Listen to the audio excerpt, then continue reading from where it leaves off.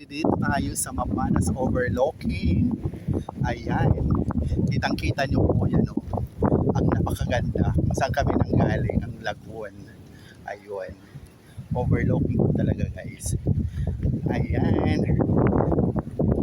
Aming lugar na napakaganda, mga balangga ko. Kaya sa mga friendship ko dyan, ayan tayo na. Pupunta na tayo dito sa aming probinsya. Ayun po. Ayun. Ayan.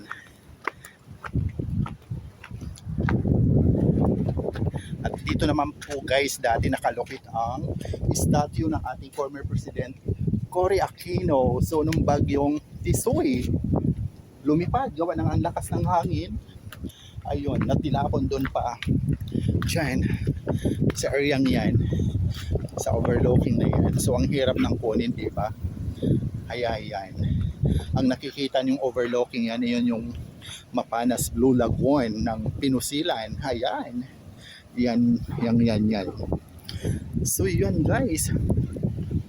Ito po ang aking area ngayon. Nandito tayo sa talagang masasabi kong napakagandang lugar na isang likas na yaman ng aming probinsya sa ngayon na dinarayo na po ng mga turista. Kahit kami po ng mga taga dito sa aming probinsya, talagang ma-miss ka sa kagandahan ng lugar. Ayun po. Ayan.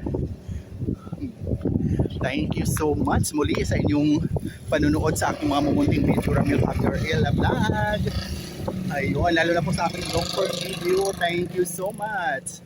Ayan, at sa aking reels and sa live ko gabi-gabi. Thank you so much sa aking mga followers and supporters. Friends and family, syempre. Ayan.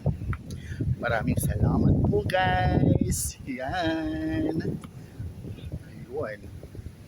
Oh. Ayan ang aking lugar na napakaganda. Sobra. As in. Hindi ako magsasawa. Kaya, ayan.